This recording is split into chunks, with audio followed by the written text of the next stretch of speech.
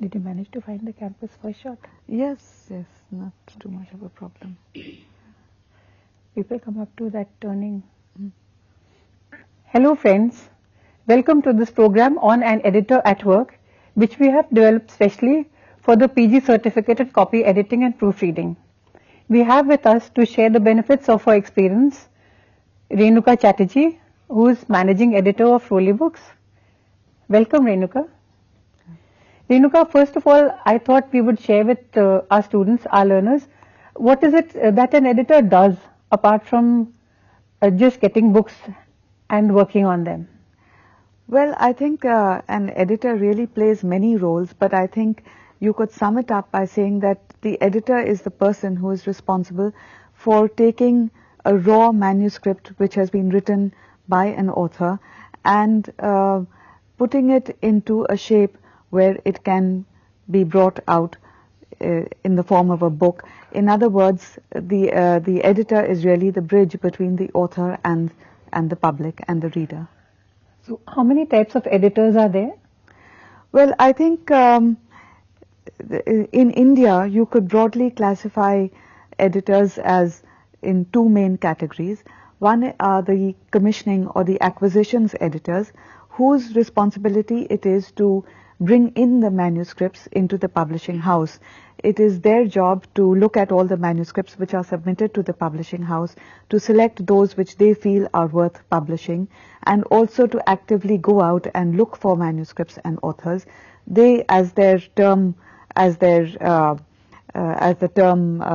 says, they acquire manuscripts for the publishing house. And the other category, broad category, are the copy editors, who then work on the manuscript and edit it and put it into a publishable shape.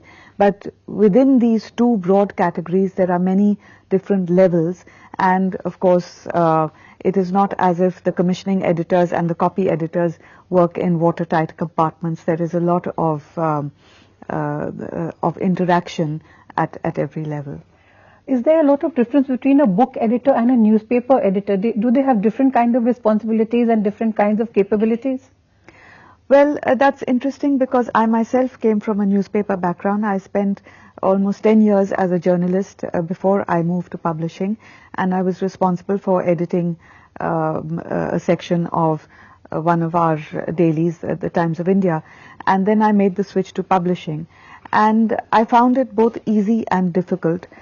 I would say in essence all editors do the same thing. They edit, they work on copy, and they improve, or at least to the best of their ability, they try and improve what has been given to them by a writer or an author, and make it, present it to the public in a better form.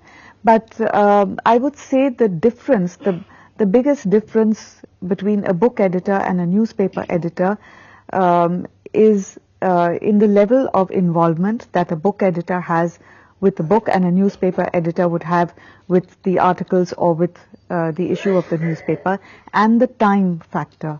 A newspaper, of course, is a daily affair. So you edit or you rewrite or you work on whatever comes in each day. It is in print the next day and it's over and done with. You may never see the writer again who has submitted the article. Of course, if they are staffers, then you do keep interacting with them, but not on that particular story. That story is over and done with. In book editing, it is not at all the same. From the time that a book is conceptualized or a manuscript is submitted, it could take anything from 6 months to 9 months to a year of working on that book before it comes out in a published form. And throughout that time, it is the editor who is dealing with the author. So your relationship with the author is a much more long-term one. And in fact, it is not as if after the book is published, the author just goes away and you never have anything more to deal with him. In fact, I always feel that it is once the book is published that the actual life of the book begins and your interaction with the author continues. So in a way, every author whom you commission or whose book you deal with becomes a part of your life for the rest of your life. Also, I would say there's a difference between the levels of responsibility also. After all, there's a very tight deadline for a newspaper. It just has to be published, whereas a book can have a slightly more flexible deadline. Yes, there is. And again, as regards to errors in a newspaper, for example, the errors may be more forgivable because a newspaper has a shorter shelf life than a book, which may perhaps be around for decades. Sure. I agree that on a newspaper you work on much tighter deadlines, but it is not as if books don't have deadlines. And very often, I mean, this is something which comes often as a surprise to people who come into publishing, because they feel, oh, books take a long time and you have a very easy deadline.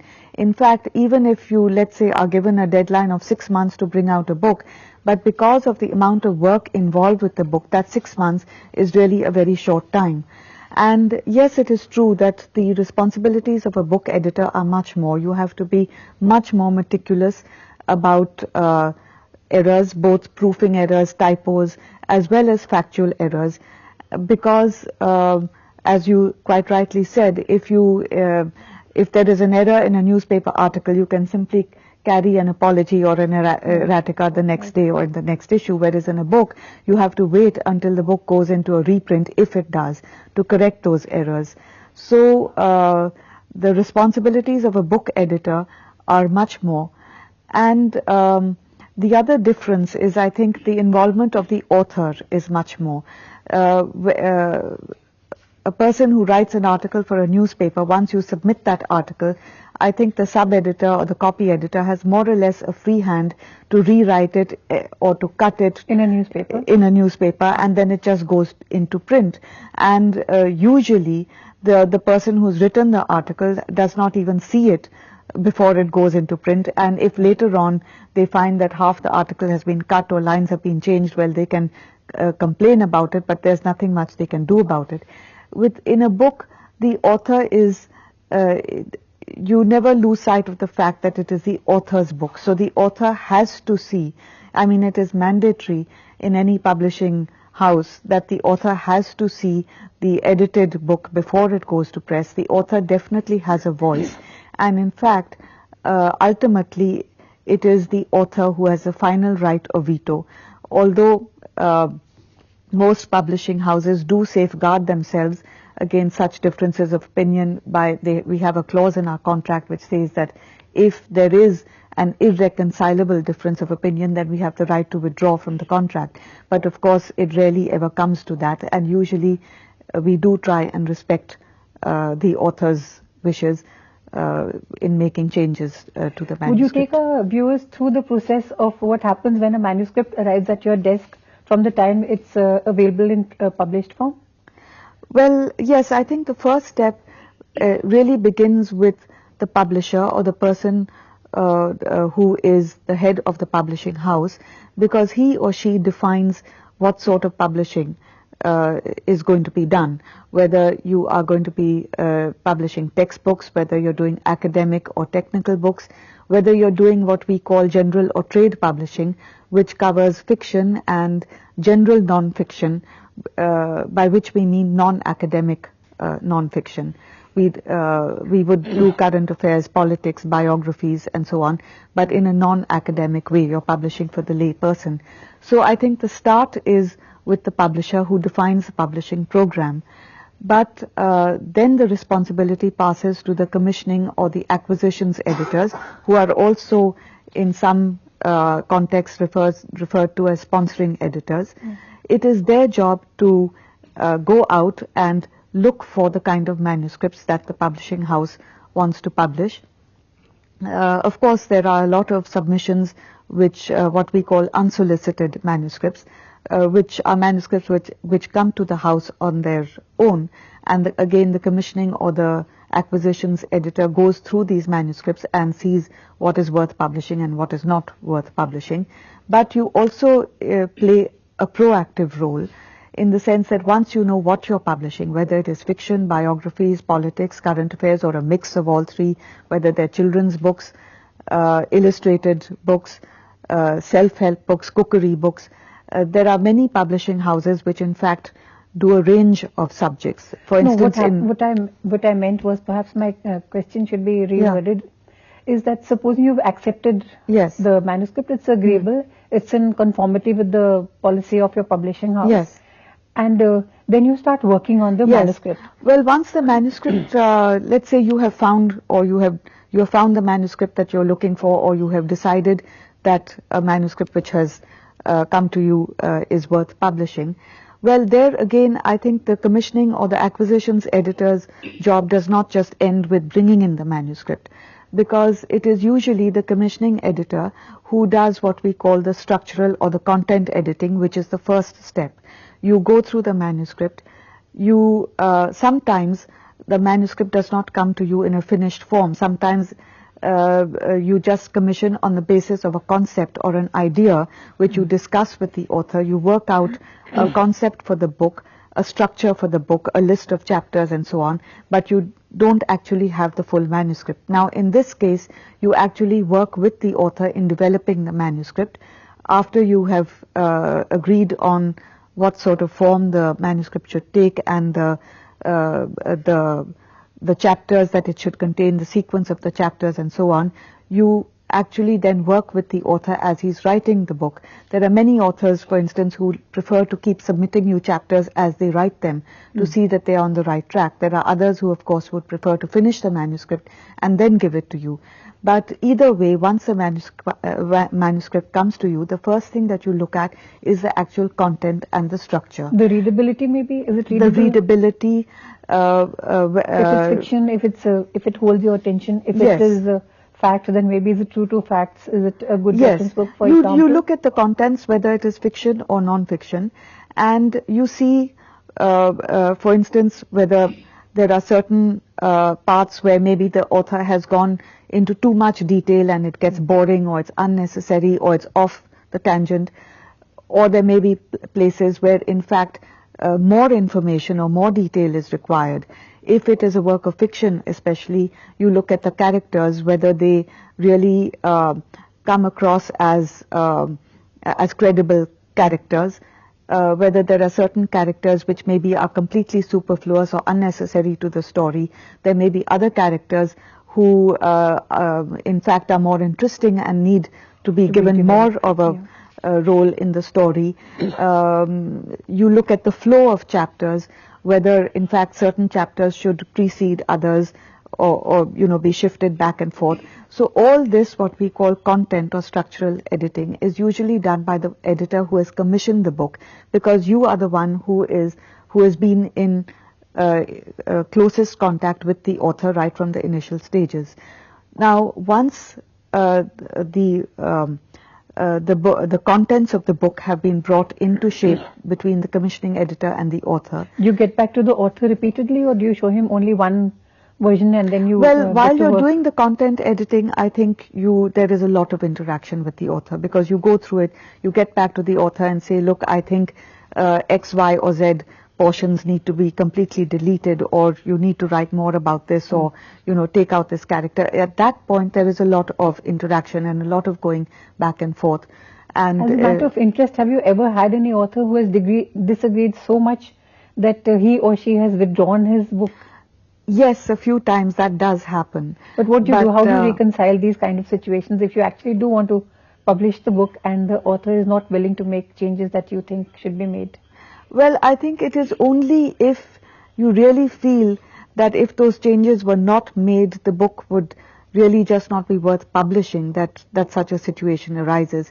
But usually in the case of a commissioned book, because either you have seen the first draft of the book, or you have discussed the concept and, as I said, worked out the structure with the author, this rarely happens. But it is not that it doesn't happen, because between the first draft and a final draft there can be lots of changes. Between the time that you have discussed a concept and worked out a sequence of chapters and the author actually writes the book, you may end up getting a sort of manuscript which may have parts in it which you never bargained for. So these differences do arise. Usually they are reconcilable, but there are, I would say, maybe one case out of 10 where it is not, and you do part ways. And after you have, between you and the author, finalized the content of the book, what happens to the manuscript then? The next stage is that it goes to the desk, to the copy editors. Now, the commissioning editor has been basically looking at the content and the structure. He or she has not really been paying that much attention to the nitty-gritty of grammar and style and, commas and full stops and all that. That is the job of the copy editor, who then really reads the manuscript line by line and takes care of anything where the grammar is faulty, the tenses may not be correct, there may be an articles missing or prepositions where they should not be. All that sort of grammatical editing is done by the copy editor, and of course the copy editor also looks at what is a very important part of editing, which is standardization, by which we mean you need to work out a standard or a set of standard rules for the book, whether you're going to italicize, for instance, non-English words or not italicize them, whether you're going to carry certain things in caps or in uppercase or lowercase them, whether you're going to carry all your numbers as numerals up to 10 and in words thereafter, whatever it is, there is no hard and fast rule that in every book it should be done this way. But there is a rule that certainly within each book there should be a standard form. And the copy editor is responsible for standardization and seeing that all the commas and full stops and so on are in the right place. After the copy editor has done his job or her job, it usually goes back to the author at that stage, because that is the final sort of edited shape of the book, and the author has to see it and see that he or she is happy with the way the book reads and what has been done to it. The author may at this stage may want to make certain changes or corrections of his own which are put in, and it then goes back to the DTP operator who puts in all these corrections. How useful is technology in checking all mistakes like spelling, grammar and so on? How useful is word processing software, for example? Well, I think technology is very useful in the sense that it cuts down a lot on the time that it used to take from the time that we got a raw manuscript to the time that we got it ready for press. In the old days, you got a typescript, which had to be then literally keyed in into your DTP system, and then proofs were taken out. You copy edited on the hard copy, and then the DTP operator or the typesetter put in your changes and so on. Now what happens a lot of the time is we get our manuscripts on a floppy or a CD, and you can, a lot of the time we really just edit directly on the screen, so that by the time the editing is done, it goes straight from the editor to the DTP operator, and he can more or less take out a final edited proof, which can then just be given a final proofing before it goes to press.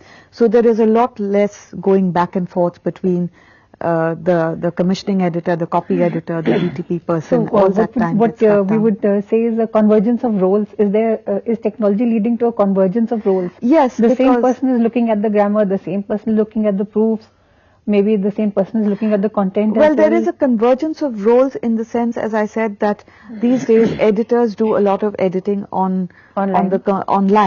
So there is a convergence in a sense between the editors and the DTP operators' role.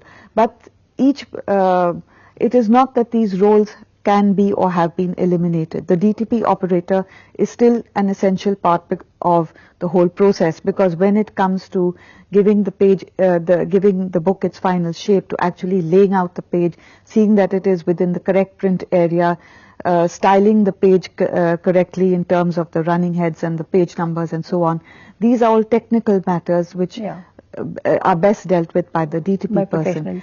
But I would say that yes, the commissioning editor very often, especially in the Indian context, does double up also as a copy editor. The copy editor often doubles up as a proofreader. But broadly speaking, there are these three components: the commissioning editors who do the content or the structural editing, the copy editors who take care of the nitty-gritty of line editing, and the proofreaders who really give the manuscript or the proofs their final polish, and they make sure that all typos and so on are taken out. But what happens is, because most publishing houses in India work with a very small team of editors, whereas we want to do a large number of books. Now, to give you my own example, I am responsible for bringing out a list of something like 25 to 30 books in a year. Now, even if I commission 25 to 30 titles, I would obviously not be able to personally edit each and every one. On the other hand, I have at the moment a staff of just 2 copy editors and a proofreader. So again, it is not possible for me to just commission 25 books, do the content editing and hand it over to 2 copy editors to take care of between the 2 of them. So what happens is that of the 20 or 25 books that I may bring in a year, I may hand over, let's say, 15 or 16 of them to the copy editors and the proofreaders to see the process through. But there will always be at least 8 or 10 which I will deal with myself, and where in fact, quite apart from just doing the content editing, I will also do the copy editing and probably read the final set of proofs also. Now, I would like you to share with our students and our viewers, what is it that you are looking for? If somebody is looking for, if there's a new entrant in the field of publishing, what kind of qualifications would this person need to have? Are these various courses that are available in publishing in private organizations or in institutions? Are they of any use, or would you be looking for something else? Well, I think courses in publishing are of use in the sense that they give you a general familiarity with the process of editing and what happens between the time that you get a manuscript and the time that it comes out as a book form.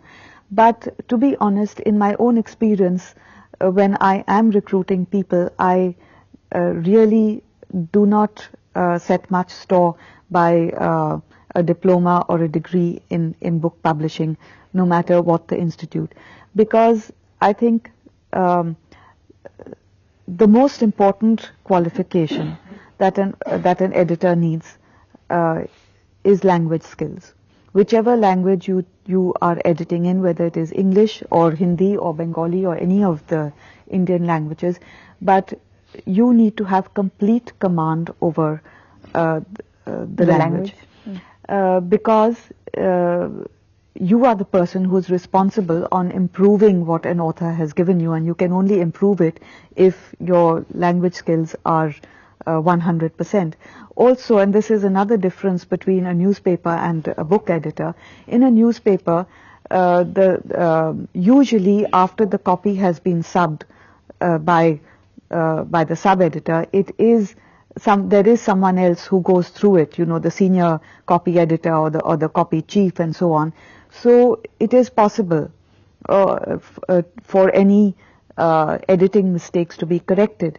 Whereas what happens with a book which is approximately between 250 to 300 pages, once I have, for instance, done the content editing and handed over the manuscript to a copy editor to take it forward, it is not possible for me to read the proof of each and every book that goes out of my publishing house. Would you be working on several books at the same time, say 2 books or 3 books, because all books would be at different stages? Yes, the average would be, you would be working on at least 2 to 3 books at the same time at various stages.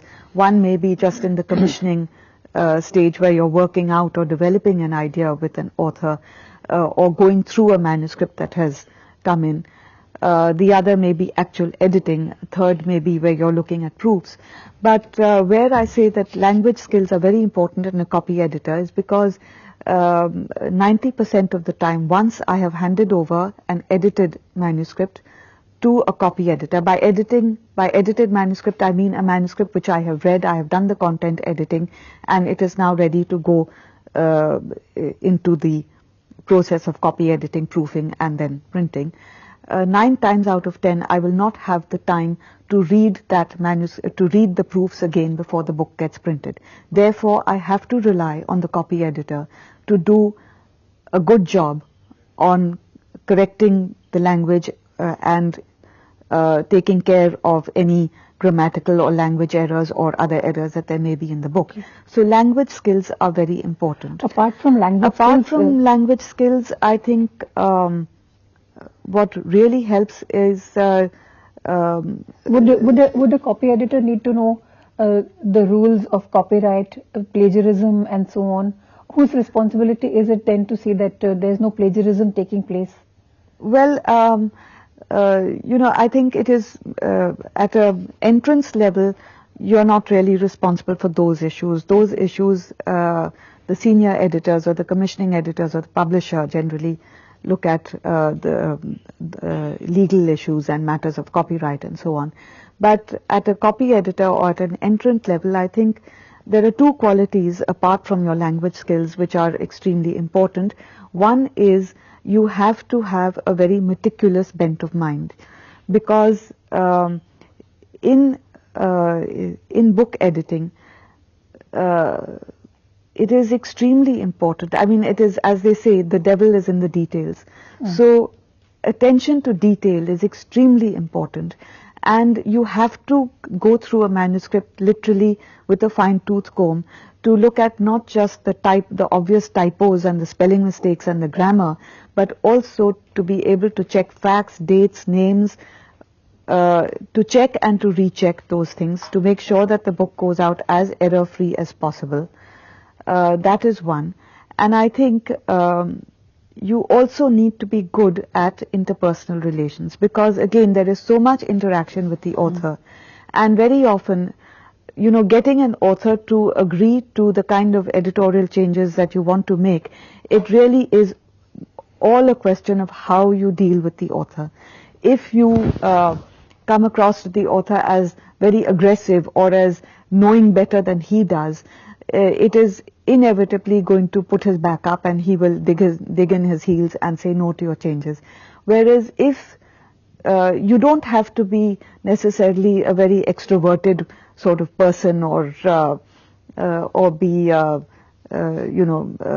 be good at PR or anything like that. But I think it is, if you're able to project to the author a sort of warmth and a real interest in his work, if you have that knack of letting the author believe that you are working with him, that you're on his side, and that his book is as important to you as it is to him, if you can project that, then that is half the battle won. Then the author is much more inclined to listen to what you have to say. Yeah. So I think the three things which I look for when anyone comes to me for a job is, number one, how good are they at the language, which you can tell by conversation, you can tell by giving them a written copy editing test, which we do. You can tell by the kind of reading they have done. I think a good reading background is also important, because the more you read, the better your language is going to be, the better your judgment of what is a good book and what is not a good book is going to be. And I would look for, how meticulous is this person likely to be, and also how good are their communication skills, how good are they at dealing with people. And also, I think what is very important in publishing is you really have to be a person who can sit at a desk and work hour after hour. Yeah. And there is a lot of drudgery at every level, even at a senior commissioning editor's level. You never get away from what I can only term as the drudgery of publishing, because from the time that you read a manuscript initially till the time that it goes to press, you could end up reading the same manuscript a minimum of 4 to 5 times. So I think that our learners would be able to understand that it's inspiring at the same as a lot of drudgery. Yes. But still, it's a very exciting field in case they would like to enter the field of publishing. Definitely, whether at the basic level or they couldn't really start at the top. Yes. But I think we managed to give them some kind of an idea of what an editor does. Yes. And what's involved in taking on the responsibility of an editor. Thank you so much, Thank you, sir.